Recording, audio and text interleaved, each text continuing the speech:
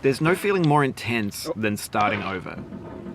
If you deleted your homework the day before it was due, as I have, or if you left your wallet at home and you have to go back after spending an hour in the commute. If you won some money at the casino and then put all your winnings on red but it came up black.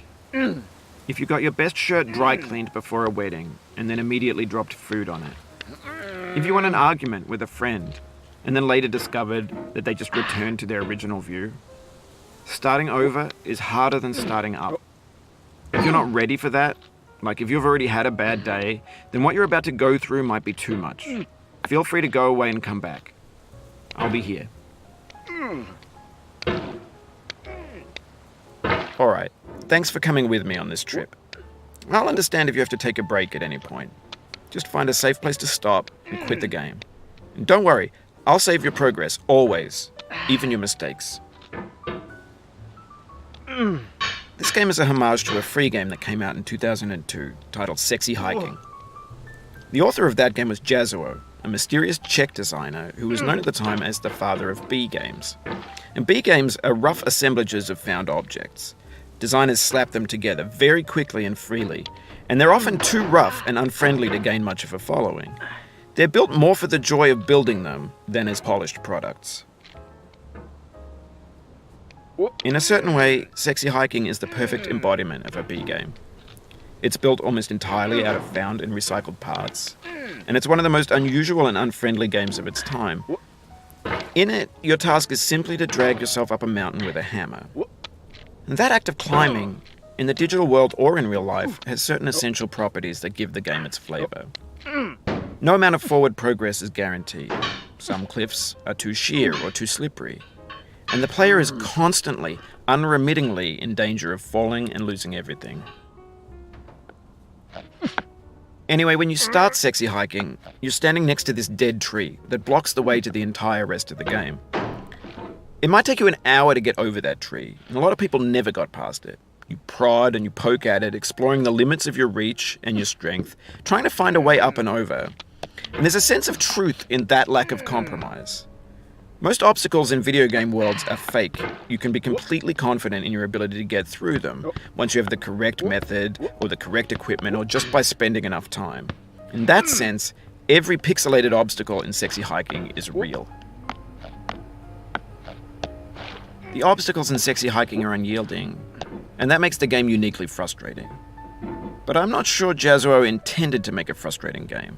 The frustration is just essential to the act of climbing, and it's authentic to the process of building a game about climbing.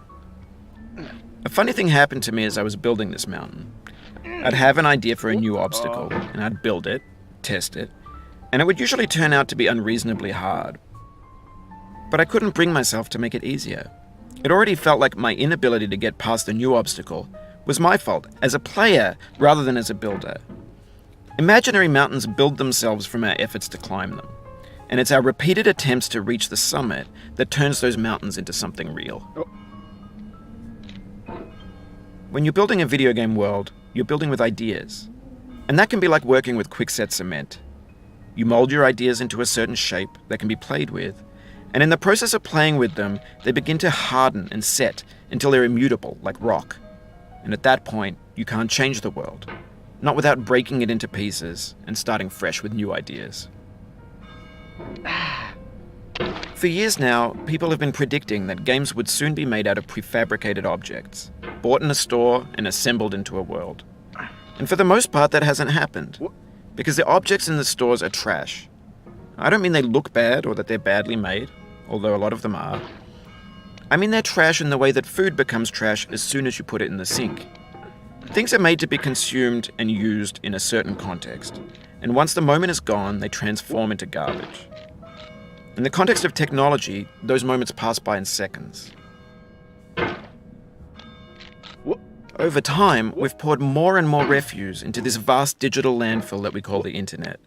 It now vastly outnumbers and outweighs the things that are fresh and untainted and unused. When everything around us is cultural trash, trash becomes the new medium, the lingua franca of the digital age. And you can build culture out of trash. But only trash culture. B games, B movies, B music, B philosophy. Maybe this is what digital culture is. A monstrous mountain of trash, the ash heap of creativity's fountain. A landfill with everything we ever thought of in it. Grand, infinite, and unsorted. There's 3D models of breakfast, Gen X's fanfic novels, scan magazines, green screen Shia LaBeouf, banned snuff scenes on LiveLeak. Facebook's got lifelike bots with unbranded adverts and candid shots of Kanye and Taylor Swift mashups, car crash epic failed GIFs, Russian dashcam vids, discussions of McRibs, discarded, forgotten, unrecycled, muddled, rotten, untitled. Everything's fresh for about 6 seconds, until some newer thing beckons, and we hit refresh.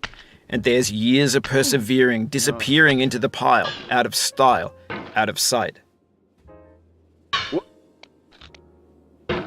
In this context, it's tempting to make friendly content that's gentle, that lets you churn through it but not earn it. Why make something demanding if it just gets piled up in the landfill, filed in with the bland things? When games were new, they wanted a lot from you.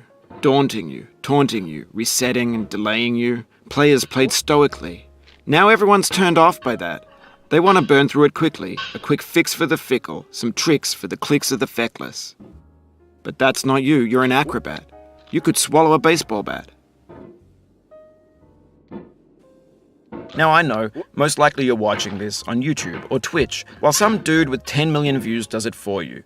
Like a baby bird being fed chewed up food. That's culture too.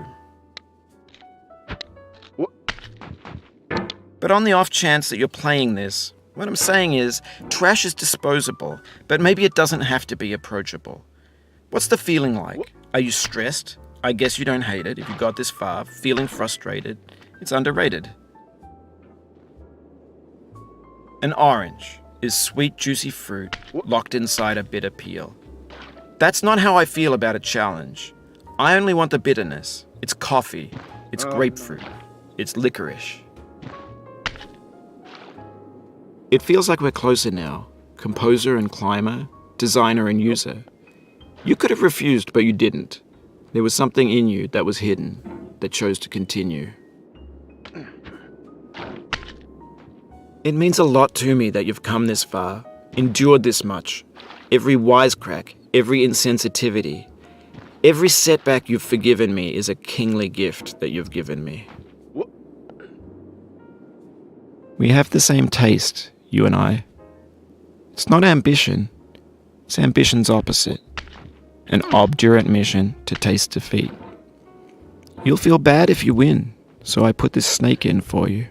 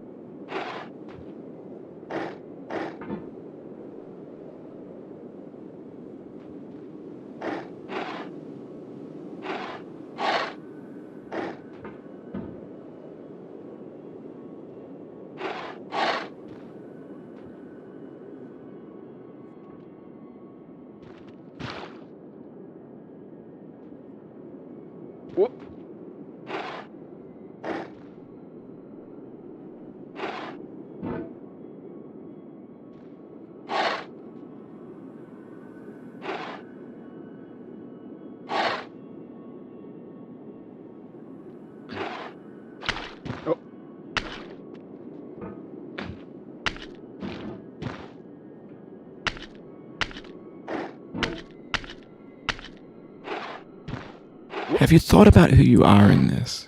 Are you the man in the pot, Diogenes? Are you his hand? Are you the top of his hammer? I think not. Where your hand moves, the hammer may not follow, nor the man, nor the man's hand. In this you're his will, his intent, the embodied resolve in his uphill ascent.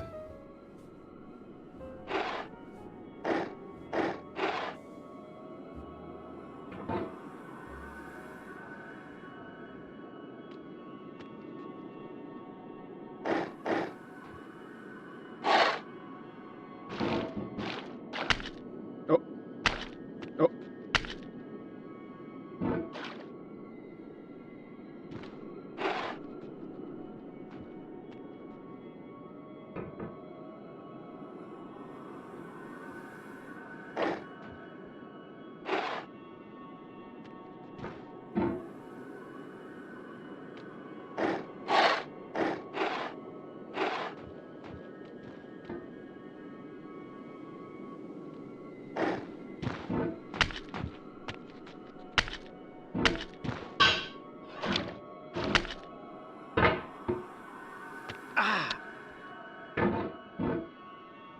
Now, you've conquered the ice cliff, the platforms, the church, and the rectory, the living room and the factory, the playground, the construction site, the granite rocks, and the lakeside. You've learned to hike. There's no way left to go but up, and in a moment I'll shut up. But let me say, I'm glad you came.